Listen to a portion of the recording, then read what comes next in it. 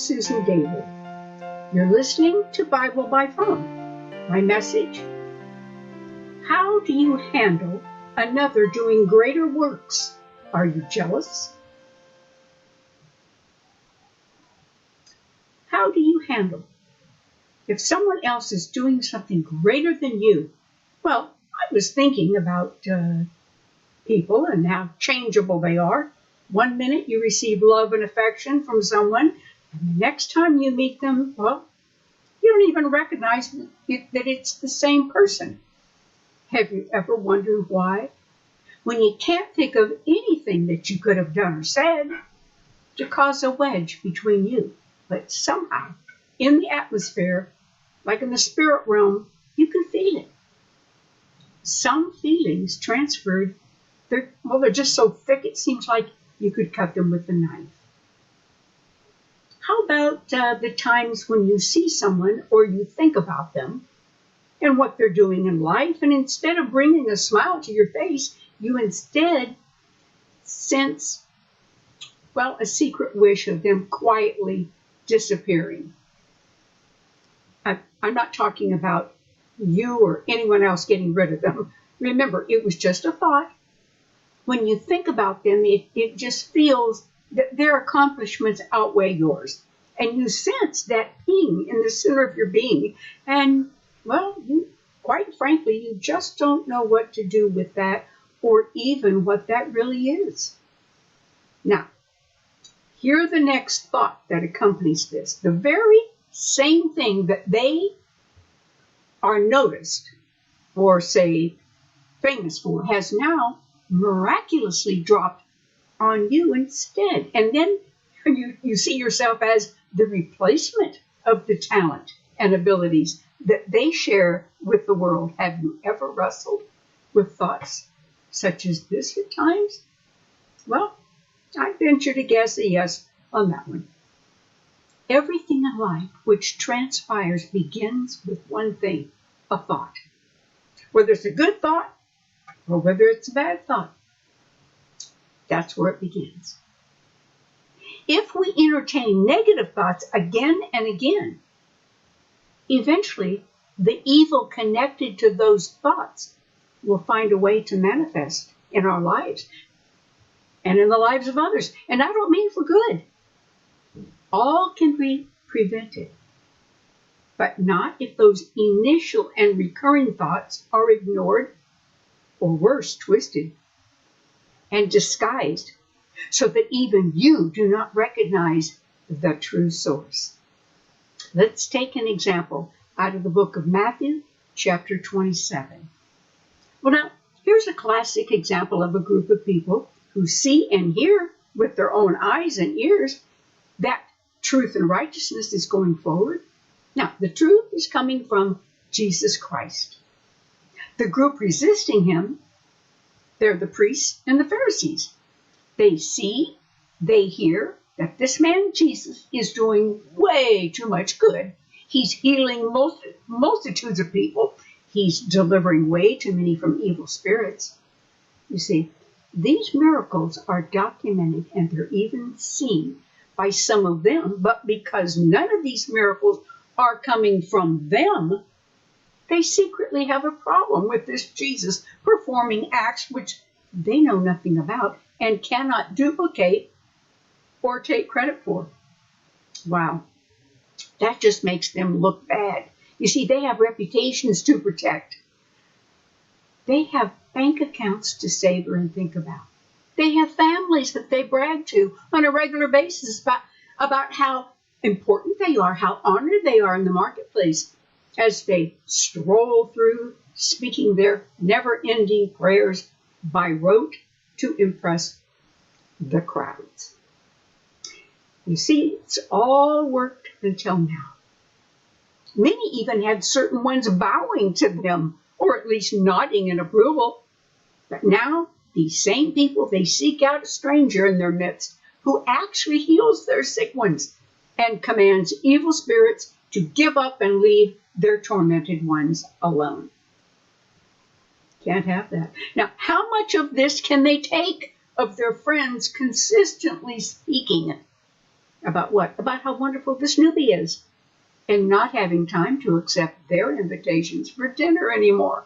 The priests and the Pharisees, well, they discuss how slowly destroying their well-built doctrines, rules, and regulations is, and how he tells way, way, way too much truth. Got to stop these truth tellers, right? It wouldn't be so bad.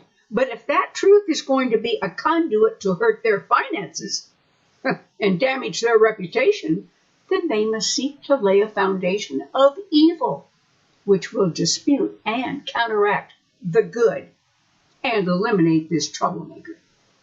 Well, they had a plan. The priests decided to get rid of this miracle worker, and they went to the government to help them. Back then, the government had a little more respect for the church, and they at least attempted to work amicably with them. So, when the chief priests set up meetings to accuse Jesus of being a fake and spreading lies and trying to overtake the government, who was telling the truth? Well, it wasn't them. And guess what? Government officials knew that up front. Yeah. It says that Pilate, the Roman governor, knew that these priests had delivered Jesus out of envy to be crucified. And they even demanded an actual murderer named Barabbas to be released in exchange to secure the death of Christ. So, did they have a plan to make sure this exchange of good for evil would actually take place? Well, yes. They hired a mob, a huge group of people, to stand in the courtyard and yell. And then the citizens, they were asked which of the two should be released and which one should be crucified. Should it be Jesus or Barabbas? And the decision then was based on which side yelled the loudest. Did they have to pay the crowd to guarantee who would yell the loudest? Well, I'll leave that up to you to decide. Do you remember the numerous riots?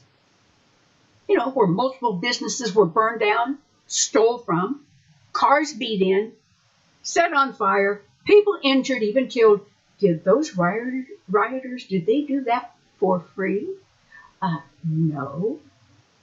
Someone at the top paid them to do those things. It was no different 2,000 years ago in Jesus' time. Those rioters were hired, and they were paid to do those things. Oh, and by the way, today, don't we have certain candidates who've used the internet, websites, and multiple bloggers to send messages to the masses so that the outcomes on elections were persuaded in a particular direction? Yeah, money people shutting truth up and selling lies. Did they just happen to do this? Or was there a money thing behind the scenes, making sure just enough people were yelling, "We want change"? Listen, evil people want evil change, not good change. Again, I'll let you figure that one out. Wow, invisible powers behind the scenes, all working for a cause. What's the point? Well, it's a big me, little you world, and the spirit of jealousy is running wild. Some people will do anything to maintain a certain status in this world, no matter what they have to do or who they have to hurt to accomplish their goals. One thing I've discovered many years ago, there's a huge spirit working behind all this to accomplish an end, and it's not pretty. The Bible speaks of a spirit of jealousy. It works alongside other spirits, of course, in conjunction, especially a spirit of fear, a spirit of pride, and one of rebellion. See, fear says, I must do whatever it takes not to lose control, wealth, position, and honor. And then pride says, well, I'm way too wonderful, popular, and intelligent to let someone else overrule or overpower me. And then the last spirit of jealousy says, hey, I'll help you. I make sure that they're removed. We can't have anyone outdoing us. I mean, after all, our tombstone must say, you were the best. In the book of Samuel, chapter 18, young David went before Goliath. He was a giant, and he was a champion from the Philistine ranks, which actually challenged Israel over and over again, and in essence challenged God. God sent young David to defeat him. King Saul ruled Israel at the time, and he approved of David fighting the giant. God gave David favor, and he valiantly killed Goliath. And as he was returning home from the slaughter, something very typical to our time happened. Women came out from all the towns along the way, and they joined in on the celebration of victory by cheering, singing, and they were dancing for joy. The lyrics from their songs zeroed in on what? The truth. By confessing that King Saul had slain his thousands and David his 10,000s. Well, let's see. Those words place a young, unknown man above a literal king, 10-1. Were these women trying to dig up trouble? No. These women were rejoicing in a wonderful defeat, a victorious win, and they were singing about what? Truth. What could be so wrong with that? Well, nothing.